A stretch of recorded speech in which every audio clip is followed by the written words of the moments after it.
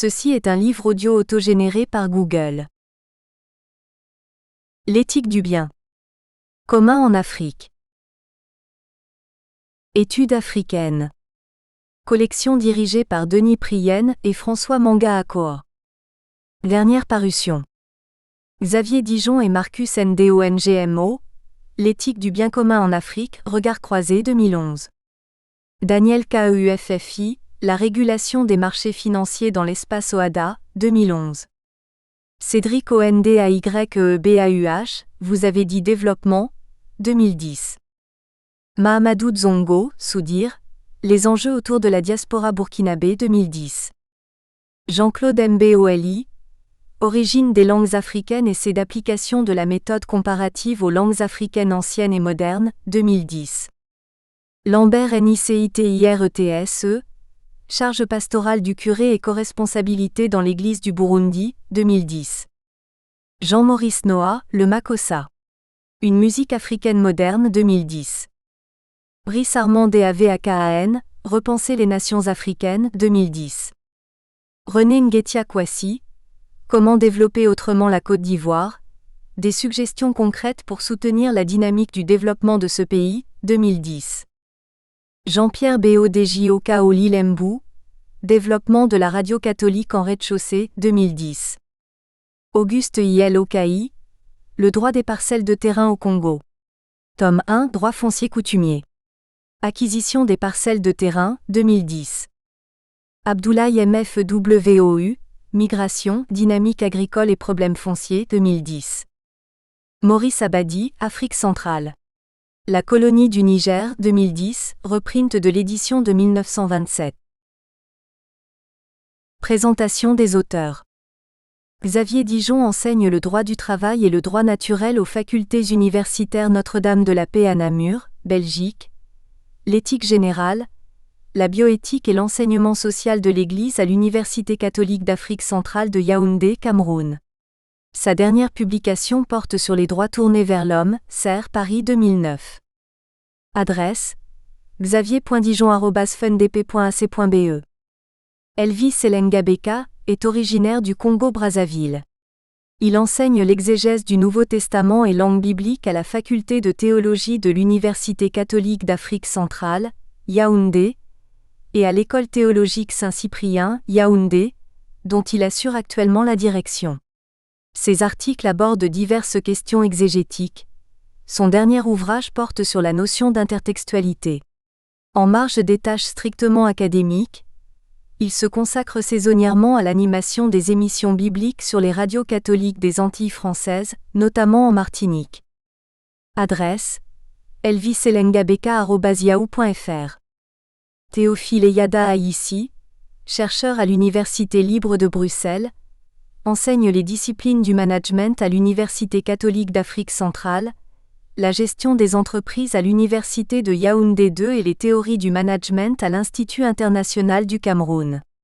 Sa dernière publication porte sur la microfinance, outil de financement pour l'économie sociale et informelle au Cameroun, PUCAC, Yaoundé 2007. Adresse aïssit@yahoo.com. Claude Ernest Kiamba, docteur en sciences politiques, est enseignant permanent et chargé de cours à la faculté de sciences sociales et de gestion de l'Université catholique d'Afrique centrale Institut catholique de Yaoundé. Adresse ckiamba@yahoo.fr. Ernest Marie Mbonda est professeur de philosophie morale, philosophie politique et philosophie du droit à l'UCAC. Il dirige le Centre d'études et de recherche sur la justice sociale et politique, CERJUSP. Ses recherches portent sur les questions de justice sociale et politique et sur les droits de l'homme et l'action humanitaire. Son dernier ouvrage est intitulé Justice ethnique. Identités ethniques, reconnaissance et représentation politique, presse de l'Université Laval, 2009. Adresse mbonder@yahoo.com. Marcus Ndongmo est professeur de théologie morale et vice-doyen de la faculté de théologie de l'Université catholique de l'Afrique centrale, Institut catholique de Yaoundé. Dernier ouvrage Sauver la famille africaine publié aux presses de l'UCAC, Yaoundé 2008. Adresse ndongmo2006@yahoo.fr. Okassié Amboulou est coordonnateur master gestion des ressources humaines, faculté de sciences sociales et de gestion de l'Université catholique d'Afrique centrale, Yaoundé. Adresse okassiéambolou@yahoo.fr. Thomas Bienvenu Tchungi est directeur des études au Grand Séminaire d'Hôtel, Yaoundé, Cameroun, enseignante associée à l'Institut catholique de Yaoundé et à l'École théologique Saint-Cyprien de Ngoya. Ses champs de recherche concernent l'éthique, la doctrine sociale de l'Église, la philosophie de l'altérité et la théologie. Adresse tchungithomas@yahoo.fr. Avant-propos, Afrique, bien commun, éthique, regard croisé. Pour ordonner la présentation de nos regards croisés sur l'éthique du bien commun en Afrique, nous avons choisi d'en inverser l'intitulé. Voici donc d'abord l'Afrique, ensuite le bien commun, puis l'éthique, enfin les regards croisés. L'Afrique. Au lendemain des indépendances des pays africains, la question lancinante posée aussi bien par les leaders du continent noir que par les institutions internationales portait inévitablement sur le développement. Comment faire pour que ces pays qui viennent à peine d'accéder à une certaine autonomie, sortent de la pauvreté-misère et connaissent un état de bien-être décent? Des colloques, des séminaires, des cercles de réflexion et de nombreux ouvrages ont proposé diverses stratégies de développement. On a trouvé, aussi bien du côté occidental que du côté africain, des apports considérables et incontestés. Qu'il nous suffise, à titre illustratif, de signaler les interventions du père L.J. Lebray qui en 1964, du haut de la chaire des Nations Unies, soutenait déjà que le développement ne saurait se réduire à l'aspect économique. Il devait, pour être humain et intégral, développer tout l'homme et tous les hommes. Intuition forte que Paul VI viendrait approfondir dans l'encyclique Populorum Progressio, 1967, en exposant les grands traits d'un développement humain authentique. Le pape observait que les causes du sous-développement ne sont pas d'abord d'ordre matériel. Elles sont à rechercher dans d'autres dimensions de l'homme, en premier lieu dans la volonté qui se désintéresse des devoirs de solidarité, préférant la recherche d'intérêts individuels et égoïstes, en second lieu dans la pensée qui ne parvient pas toujours à orienter convenablement le vouloir un. Depuis lors, les Nations Unies ont consacré la formule « développement humain intégral et durable ». Pour leur part, des penseurs comme Kamana, Axel Kabou, Jacques Giry ont constamment montré le lien intrinsèque à reconnaître entre développement et mentalité. Pour réellement se développer, comme le suggère fort bien le sous-titre du livre de Kamana, « L'Afrique va-t-elle mourir ?», il faut nécessairement bousculer l'imaginaire africain. Dans la même perspective, Jacques Giry fait le constat suivant. Nous avons tous cru et nous continuons à croire que parsemer le paysage africain d'usines, y tracer des routes, construire des écoles, des universités, des ministères, faire des forages dans les villages et les équiper de pompes solaires, en plus disposer quelques tracteurs dans les champs, c'était le développement. Et planificateurs et aménageurs de territoire ont dépensé beaucoup d'efforts pour que tout cela soit bien harmonieusement disposé dans le paysage. Mais tout cela n'est que l'apparence du développement. Le développement, il est d'abord dans le cerveau des hommes qui s'organisent pour être plus efficaces dans leurs activités quotidiennes, qui s'organisent pour être moins vulnérables aux caprices de la nature. 2. Le développement pose d'abord une question de mentalité, puisqu'il se loge dans le cerveau des hommes, peut-être aussi dans leur cœur, mais qui l'a compris? En dressant le bilan rétrospectif des 50 années parcourues depuis les indépendances, l'on est comme acculé au constat d'échec.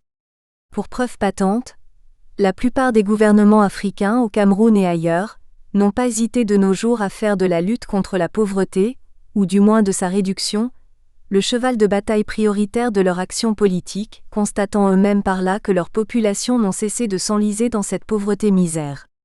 Cette lutte constitue d'ailleurs, on le sait, le premier des objectifs du millénaire du développement. Le bien commun. L'université en général, l'université catholique en particulier, ne peut se payer le luxe de vivre en marge de ce mouvement qui remonte le cours du développement jusqu'à ses sources proprement humaines. Il y va non seulement du bien de l'Afrique, mais encore de la raison d'être de l'université elle-même. Or, parler du développement comme une question qui relève d'abord de l'esprit peut paraître quelque peu évasif, d'autant plus que la mentalité ici visée apparaît diffuse et truffée de non-dits. Un choix s'imposait donc. Comme équipe pluridisciplinaire d'enseignants-chercheurs de l'Université catholique d'Afrique centrale, Institut catholique de Yaoundé, réunis pour la présente réflexion, nous avons choisi d'aborder l'épineuse question de la gestion du bien commun en Afrique. Car cette notion centrale dans la conduite des affaires humaines nous paraît en crise. Nous formulions dès lors l'hypothèse selon laquelle la conception même de ce bien commun serait à l'origine des principaux maux qui sévissent dans ce continent. Car le passage des sociétés traditionnelles marquées par une forte solidarité clanique aux sociétés modernes ne s'est pas accompagné d'une réelle conversion mentale. Comment comprendre en effet qu'un ministre, dès qu'il est nommé à la fonction publique dans un pays africain, se considère et se comporte d'abord comme l'enfant d'une tribu particulière qu'il doit nourrir et pourvoir en biens matériels, même si c'est au détriment du bien commun. Des auteurs comme G.L. Azoum III ont longuement démontré de quelle manière les hommes politiques africains utilisaient le découpage de leur pays en tribus. Une telle instrumentalisation, sous le prétexte peut-être de la planification ou de l'équilibre régional, révèle en tout cas la conception qu'ils se font du bien commun. Or cette conception n'est-elle pas à l'origine des fléaux tels que la corruption, les détournements de fonds publics, les guerres tribales, etc. Nous estimons pour notre part qu'une réflexion approfondie sur la conception et la gestion du bien commun en Afrique ne saurait être éludée si nous voulons trouver de réelles solutions aux problèmes qui minent ce continent. Reste alors à définir ce bien commun. La polysémie du terme a frappé plus d'un d'entre nous. Mais au risque de heurter les amateurs cartésiens des idées claires et distinctes, nous préférons ne pas donner trop de définitions, c'est-à-dire de fines, de frontières, à ce concept, afin de lui garder l'ampleur, variable, du bien que les humains considèrent comme commun. Au départ, nous pouvons certes songer aux caisses de l'État, évoquées à l'instant. On sait en effet que ce trésor recueille les contributions des citoyens en vue de pourvoir aux besoins de l'entité commune que les Romains appelaient chose publique, république. Mais la communauté du bien déborde de beaucoup ce seul cadre étatique de la contribution fiscale. Avant même de mettre volontairement nos contributions en commun, ne bénéficions-nous pas déjà en effet d'une multitude de biens communs que nous avons trouvés en naissant, tant dans la nature qui nous environne que dans la créativité des générations qui nous précèdent? Voyons large.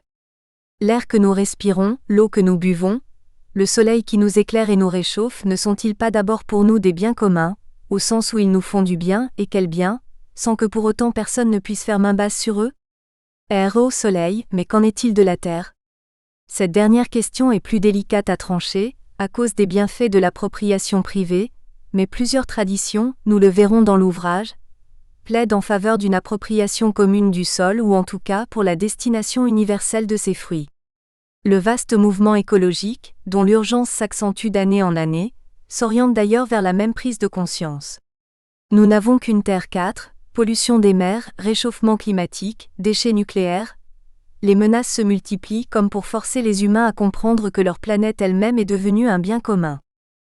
Si vaste qu'il soit, notre environnement ne contient pas encore tous les biens que nous partageons en commun. Car en surcroît de la nature, la culture ouvre de nouveaux espaces à l'appropriation collective comme le montre par exemple la notion nouvelle de patrimoine commun de l'humanité. On songe sans doute aux œuvres d'art, si précieuses qu'il faut les ranger dans un patrimoine mondial, mais aussi, pourquoi pas, à ces valeurs communes que nous avons cristallisées dans la formulation, qui se veut indivisible et universelle, des droits de l'homme. Qui peut dire en effet où s'arrête notre communauté du bien? Est-ce élargir indûment notre catégorie que d'y inclure la somme de sagesse que les humains se transmettent de génération en génération, pour se rendre mutuellement plus aptes à mieux vivre leur vie? Ou bien notre regard est-il devenu à ce point étroit, qu'il ne peut plus percevoir l'immense part humaine qui déborde le strict bien individuel de chacun? L'éthique. En tout cas, si la figure du bien commun connaît la géométrie variable que nous avons esquissée, c'est probablement parce qu'elle porte en elle une tension proprement éthique. En effet, se demander jusqu'où un bien est commun, c'est nécessairement poser la question de la place qu'autrui pourrait également occuper dans l'usage de ce bien-là. Et donc poser la question éthique. Le développement intégral que nous appelons de nos vœux ne peut passer à côté de cette question, non pas pour céder au mouvement de mode qui inscrit aujourd'hui l'éthique dans les musts des activités humaines, mais pour prendre au sérieux la conversion mentale inhérente au dit développement. Il ne conviendrait pas en effet que l'appel à l'éthique devienne semblable, soit à la fiche commerciale qui permet aux marchands et aux banquiers d'aujourd'hui de diversifier leurs produits en se lançant aussi dans le commerce équitable ou les placements éthiques, soit à la loi dite bioéthique qui par exemple autoriserait désormais les hommes de science à faire ce qu'ils veulent des embryons humains, soit encore à la signature officielle de conventions relatives aux droits de l'homme qui permet au gouvernement signataire de masquer le triste sort qu'il réserve à leurs opposants. Non, l'éthique est autrement plus sérieuse. Mais vous trouvez ces points de repère ? Apparemment, Emmanuel Kant offre la solution la plus praticable puisqu'aussi bien, le philosophe de Königsberg n'entend régler l'agir moral sur aucun autre repère que la tautologie. C'est que chez lui, la raison pratique, présente en tout homme, enjoint à tout homme d'agir comme tout homme, c'est-à-dire de considérer tout homme comme un homme. Ayant ainsi hissé l'autonomie de la raison au sommet de l'impératif catégorique, Kant se met alors en peine d'y mener la pesanteur humaine en lui faisant croire en sa propre liberté comme en sa propre immortalité de même qu'en l'existence de Dieu, seul capable de concilier devoir et bonheur. Mais cette tautologie-là, qui n'a ni père ni mère, convient-elle à l'Afrique ? La question reste posée. 5. En tout cas, les diverses contributions au présent ouvrage entendent donner plus de chair à l'éthique puisqu'elles s'appuient largement sur deux traditions, africaines d'abord, chrétiennes ensuite. Les pages qui suivent évoquent souvent d'ailleurs sur le mode du regret, la tradition africaine où se vivait mieux qu'aujourd'hui semble-t-il le sens du bien commun. Mais modernité oblige, comment faire pour sauvegarder ce sens-là dans les structures d'aujourd'hui ? Ici aussi, la question reste posée. Quant à la tradition chrétienne, visible dans l'ouvrage par ses références à la Bible et à la doctrine sociale de l'Église, on peut l'apercevoir comme cet allié qui permettrait à l'Afrique de fonder sur un socle solide l'éthique du bien commun. Précisons d'ailleurs l'expression, non pas son éthique du bien commun, mais l'éthique de son bien commun. Cela dit, seul le lecteur sera juge de la validité de tels fondements. Les regards croisés. Notre ouvrage collectif est structuré en 3 modules. Le premier, venu des sciences humaines, scrute l'imaginaire africain pour y percevoir les différentes représentations du bien commun et leurs incidences sur la vie sociale en Afrique. Claude-Ernest Kiamba le fait, en sociologue, dans la perspective générale du sort réservé aujourd'hui à la tradition africaine, familiale en particulier, tandis Théophile Eyada ici aborde en économiste, la gestion, publique ou privée, du bien commun à partir de l'institution juridique de la propriété et que Okassié Ambolou prend appui sur la gestion des ressources humaines pour exposer un modèle où l'entreprise, prenant davantage conscience de sa responsabilité sociale, élargit sa notion de bien commun. Dans le deuxième module, les philosophes réfléchissent sur la réalité du bien commun en indexant les problèmes et les impasses auxquels les hommes ont été confrontés selon les époques.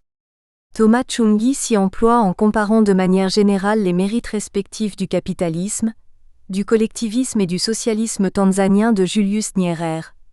Ernest-Marie Mbonda aborde la question plus spécifique de savoir si le bien commun peut être déterminé, comme le dit la modernité, par la seule procédure de discussion ou s'il doit nécessairement recevoir, comme dans la tradition, un contenu substantiel.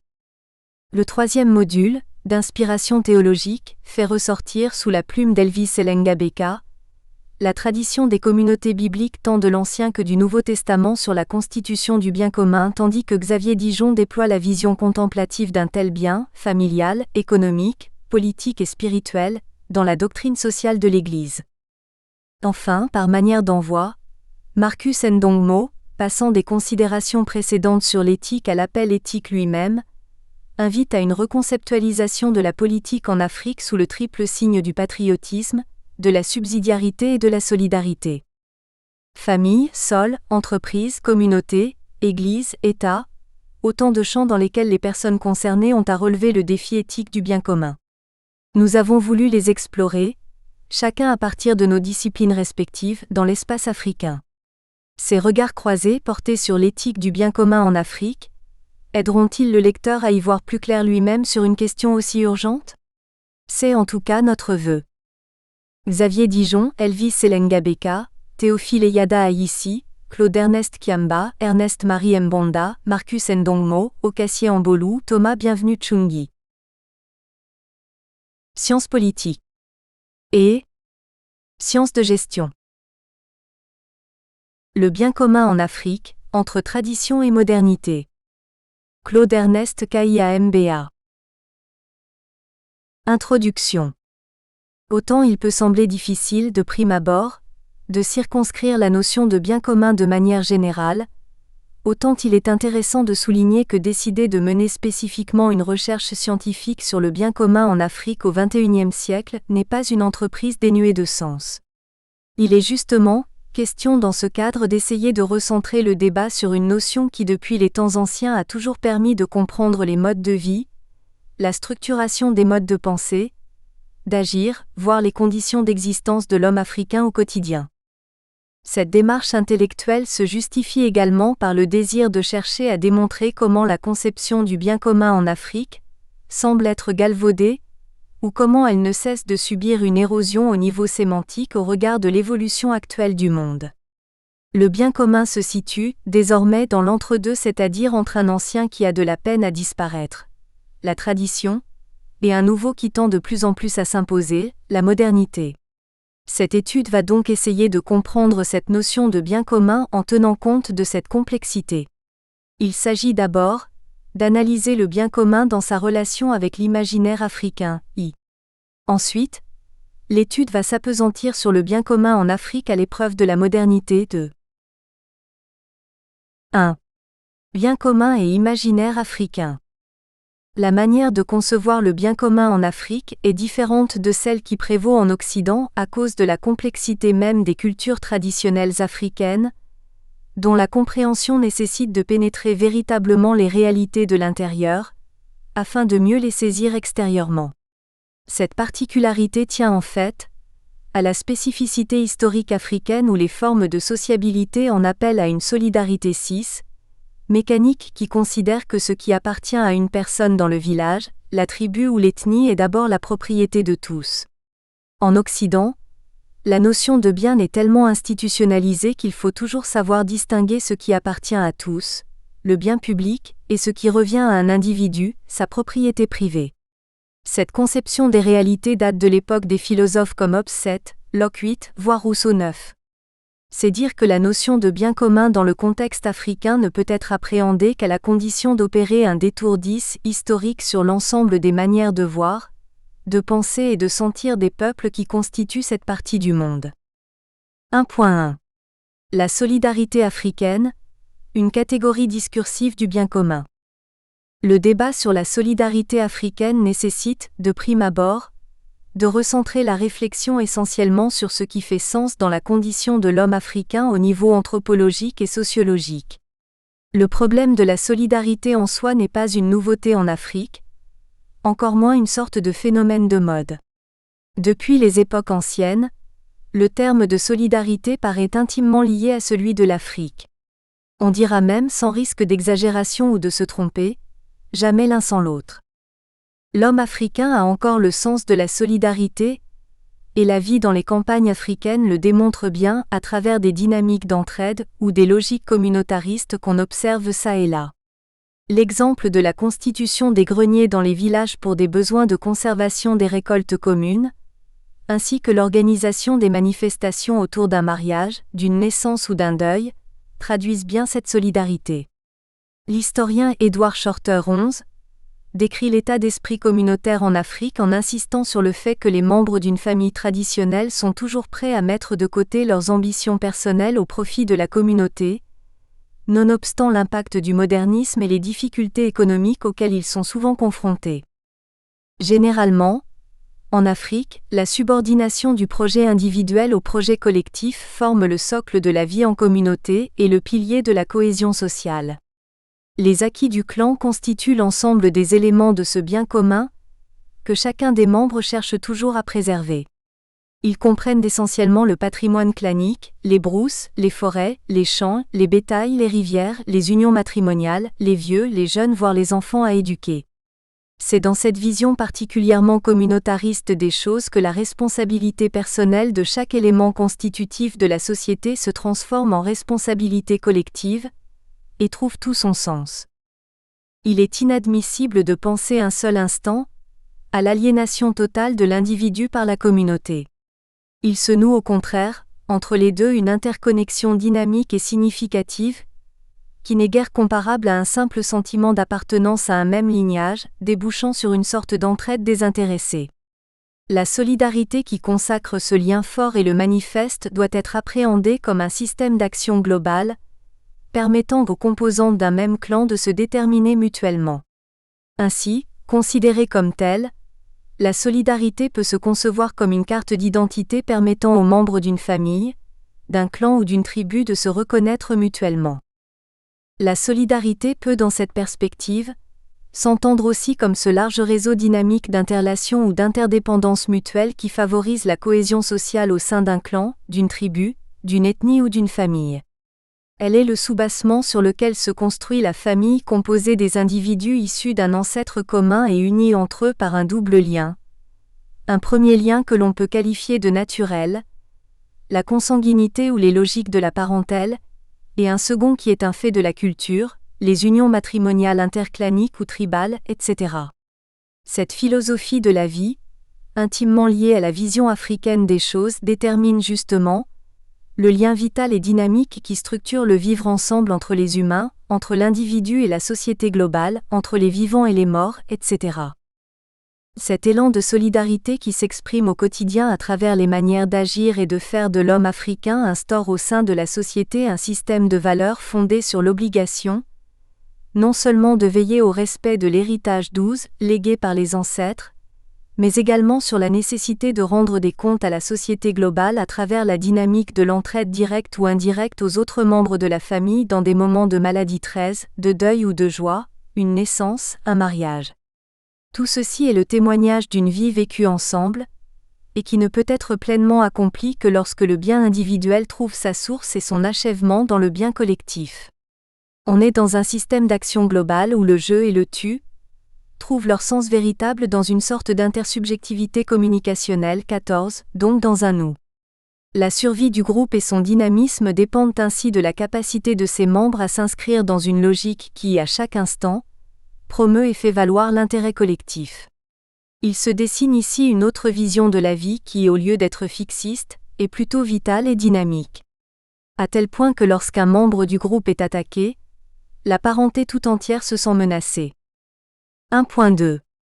L'enfant en Afrique, un bien commun à préserver par tous.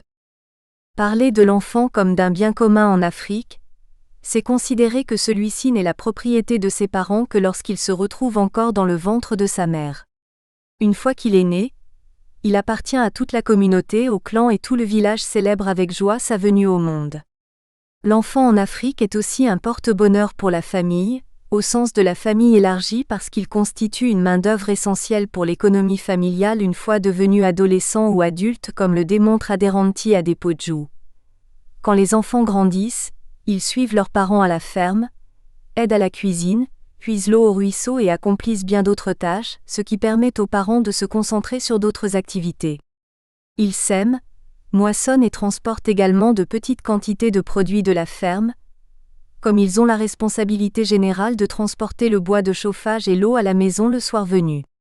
On doit s'attendre à ceci, car dans une économie de subsistance, le travail est le plus important facteur de production. 15. C'est ici le lieu d'indiquer qu'en Afrique l'enfant qui naît est toujours considéré comme une potentielle canne de vieillesse pour ses parents.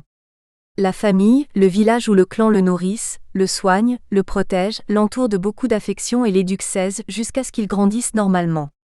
À travers des rites, on le place sous la protection des ancêtres et très souvent l'attribution du nom symbolise un événement ou une réalité chère au groupe. Une fois adulte, il a le devoir d'apporter à son tour l'eau, le bois de chauffage et les soins, voire de procurer la sécurité aux parents devenus vieux, et ceci sur tous les plans. On est comme dans une sorte de tontine situationniste, qui régule au quotidien la vie des hommes en société. Au-delà des contraintes imposées par la modernité, il est intéressant de noter combien la conception traditionnelle de l'enfant en Afrique n'a pas connu une érosion inquiétante. La naissance d'un enfant demeure, dans la vision africaine des choses, l'incarnation de la bénédiction des ancêtres, donc le symbole de l'unité du clan, de joie ainsi que des apostrophes. Honneur comme le souligne une fois de plus Aderanti Adepoju. Dans le contexte culturel traditionnel africain, Un enfant est considéré à la fois comme un symbole de joie et comme un appui économique, de sa naissance à son adolescence et à partir du moment où il ou elle est capable de soutenir un parent âgé. Les enfants sont des soutiens et les parents retirent habituellement une immense satisfaction à en avoir. 17. C'est ce qui explique l'importance accordée au mariage et à la procréation. 18. Dans l'univers métaphysico-social des peuples d'Afrique noire. Plus la famille est nombreuse, plus les chances de survie du lignage et de perpétuation de la mémoire collective, véritable patrimoine légué par les ancêtres, sont garanties. L'enfant n'est pas seulement un porte-bonheur mais aussi et surtout une bénédiction des esprits entourés de mythes, c'est-à-dire un don du ciel. Il constitue, de ce fait, un trait d'union entre le monde des vivants et celui des morts. 1.3. La famille africaine, un lieu de réalisation du bien commun. La famille africaine est constituée d'un ensemble de personnes liées entre elles par un système de relations, fondé essentiellement sur la parenté. Elle rassemble tous les individus issus d'un ancêtre commun et partageant un même idéal. C'est donc l'ensemble de toutes les personnes appartenant à un même clan et se réclamant comme les descendants d'un même ancêtre. La notion de famille en Afrique, par le simple fait qu'elle soit intimement liée à celle de clans ou de tribus, rappelle l'idée d'une interconnexion vitale et dynamique qui instaure entre les individus l'obligation de s'entraider et de se supporter mutuellement, aussi bien dans la douleur que dans la joie. Pour parler de cette réalité complexe, Maurice Planquer 19 ne limite pas le terme de famille uniquement à l'ensemble des hommes, des femmes, des enfants unis par des liens de sang. La famille concerne aussi la bourgade qui accueille toutes ces personnes. La famille, c'est le lieu où les cases des ascendants immédiats ont été construites.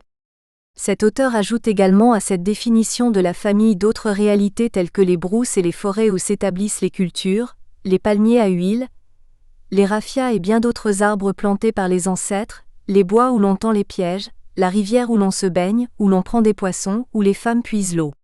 C'est dans ce cadre que se déploie la vie familiale avec ses joies et ses peines. On y marque son respect et sa soumission aux anciens, on y manifeste une entière dépendance à leur égard, on s'y prête à toutes les corvées et prestations exigées par eux. On y est par ailleurs convaincu que le clan est l'unique soutien, la seule sauvegarde de l'individu contre toutes les difficultés et tous les maux qui peuvent menacer de la part des ennemis. Cette organisation lignagère n'est que le reflet exact d'une certaine vision des rapports humains, existant au sein de chaque groupe social. Il s'agit ici d'une sorte d'interdépendance communautaire, qui n'est pas forcément réductible à un repli identitaire. Cette cosmologie traduit les liens profonds qui structurent le vivre ensemble dans les communautés africaines. C'est par cette conception des choses fortement ancrée dans l'univers métaphysico-social que l'être de l'homme africain trouve toute sa signification et son vrai sens. La famille demeure toujours pour l'Africain cet espace de communion, de solidarité, d'hospitalité vain et de vie qui procure à tous ses membres la sécurité, la joie de vivre ainsi que le bonheur. Certes, de nos jours, il se constitue dans les villes d'Afrique d'autres réseaux de sociabilité 21 à travers les relations interprofessionnelles, les relations de voisinage ou de la confession religieuse. Mais ce qui est intéressant, c'est de remarquer comment ces nouvelles relations sont tissées sur le modèle de la famille élargie basée sur la sympathie ou l'entraide mutuelle. Dans ce sens, Henri Morier 22 pense que l'homme africain ne peut vivre véritablement et s'épanouir que par et dans une relation dynamique avec les autres membres de la famille. Dans ce contexte, tout le monde se considère soit comme le frère ou la sœur de l'autre, soit comme le cousin ou la cousine du village. Tous les hommes sont appelés papa ou oncle et toutes les femmes sont des mamans ou des tantes. C'est à partir de cette spécificité de la famille que le clan englobe, en plus des personnes liées entre elles par le sang, des personnes unies par les effets d'alliance matrimoniale, par le lien de l'affinité ou un mariage légitime. Un autre lien peut également intervenir, l'adoption par laquelle une personne étrangère à la famille est assimilée à un consanguin. L'on ne peut vraiment pénétrer l'intime profondeur de la pensée et le vécu de l'homme africain, qu'en essayant avant toute chose d'appréhender son style de vie qui demeure fortement ancré dans une vision communautariste de la réalité centrée sur l'allocentrisme. Il est par ailleurs important de souligner que si la fraternité clanique assure à chacun de ses membres son avenir, elle lui impose aussi les devoirs réciproques. On ne se libère pas à volonté de ses obligations claniques. Les devoirs qui incombent au chef de clan et qui lui commandent le partage équitable des biens claniques, obligent aussi l'individu à la collaboration. Être expulsé du clan équivalait jadis à une condamnation à mort, car comment vivre seul en dehors de son clan? À pareil condamné, il ne restait plus qu'une solution: chercher à être accepté ailleurs comme client ou même comme esclave. 2. Le bien commun en Afrique à l'épreuve de la modernité. Loin de mystifier, comme à l'accoutumée, les vertus de la solidarité africaine, il est plus que jamais important de démontrer qu'elle s'érode et qu'elle est désormais soumise aux aléas du temps. La vision africaine du bien commun court le risque d'une dilution inéluctable dans les méandres de la modernité. C'est dire autrement que le bien commun en Afrique se désagrège avec l'évolution des sociétés et de l'histoire mondiale, et cela se constate surtout dans les milieux urbains où il existe une forte rencontre des cultures différentes. Cet effritement du bien fondé de la solidarité et du clan est dû à beaucoup de facteurs dont la pauvreté grandissante, le matérialisme exacerbé et les ravages causés par les cultures d'emprunt, qui seraient pour la majorité en désaccord avec les...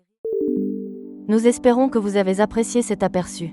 Pour continuer à écouter ce livre audio sur Google Play Livres, utilisez le lien dans la description de la vidéo.